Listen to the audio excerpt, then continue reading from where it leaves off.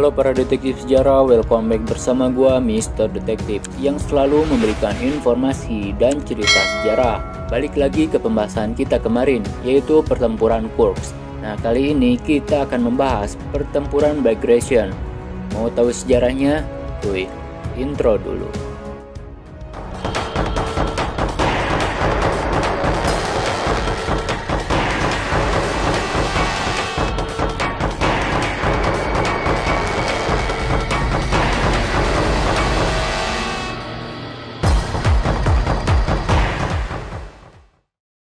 Operasi Bagration merupakan serangan balas dendam Uni Soviet atas kekacauan yang terjadi pada 1941. Operasi tersebut menewaskan hampir setengah juta tentara Nazi dan menghancurkan seluruh satuan darat grup tengah Jerman. Pada musim panas 1944, pasukan Soviet bersiap untuk membebaskan Belarus dari pendudukan Nazi. Komando Tentara Merah sangat ingin membalas kekalahan pahit yang mereka derita pada 1941. Serangan itu direncanakan pada 23 Juni, tepat 3 tahun setelah Nazi melancarkan serangan atau Operasi Barbarossa. Operasi ofensif besar-besaran itu dinamai menurut Pangeran Pyotr Bagration, komandan militer Rusia yang terluka parah pada pertempuran Borodino melawan Napoleon 1812. Ketika operasi ini dimulai pada 23 Juni 1944, 1,2 juta pasukan Soviet berhadapan dengan 800.000 tentara Jerman. Meski unggul secara jumlah, tugas Uni Soviet tetap tidak mudah karena mereka harus menerobos posisi pertahanan musuh yang sangat siap. Ketika operasi tersebut memuncak, lebih dari 4 juta pasukan, 62.000 senjata artileri, 7.500 tank, dan senjata gerak otomatis, dan lebih dari 7.100 pesawat dari kedua belah pihak terlibat dalam pertempuran sengit. Dengan serangan pasukan darat dan udara yang terkoordinasi dengan baik, Soviet berhasil menembus pertahanan musuh di 6 titik sepanjang garis depan secara bersamaan. Tentara Jerman di dekat Weitberg dan Babrox, Orsa dan Mogilev menderita kekalahan berat. Pasukan utama Satuan Darat Grup Tengah dikepung di ibu kota Belarus Soviet. Bantuan signifikan juga diberikan kelompok gerilyawan untuk memuluskan serangan pasukan Soviet.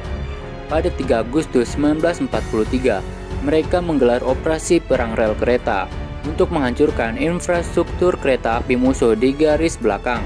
Alhasil, 215 jalur kereta api dan puluhan jembatan hancur.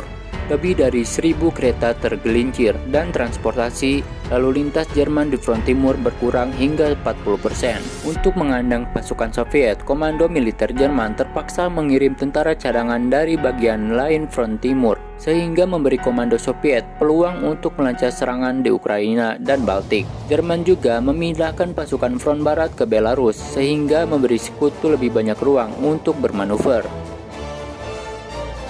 Di penghujung operasi Bagration, pada akhir Agustus 1944, 17 divisi Jerman hancur total, sedangkan 50 divisi lainnya kehilangan lebih dari separuh pasukan mereka. Selama lebih dari 2 bulan serangan, pasukan Soviet bergerak maju sejauh 563 km, membebaskan wilayah besar Belarus, sebagian wilayah Latvia, Lituania, dan Polandia. Pasukan Soviet semakin dekat ke Warsawa, membuka jalan ke Königsberg dan ke jantung Reich ketiga. Lihat pergerakan pasukan Soviet yang cepat selama operasi Bagration. Pada 1 Agustus, pemerintah Polandia di pengasingan mengadakan pemberontakan besar di Warsawa untuk merebut kembali kota mereka. Polandia menantikan dukungan tentara merah, tetapi bantuan tak kunjung tiba. Hanya unit terpisah tentara pertama Polandia yang terikat dengan pasukan Soviet yang mencoba memasuki kota, tetapi akhirnya mundur dengan kekalahan besar. Selama operasi Bagration, Jerman kehilangan antara 400.000 hingga 500.000 orang. Itulah kekalahan militer terburuk sepanjang sejarah Jerman. Sementara tentara merah kehilangan 180.000 personil. Meski begitu, serangan musim panas tentara merah pada 1944 bukan merupakan taktik balik dalam Perang Dunia Kedua. Kekalahan Nazi Jerman sudah terlihat jelas setahun sebelum pertempuran Kursk. Bagaimana menurut kalian? Jika kalian suka, silakan like, comment, and subscribe.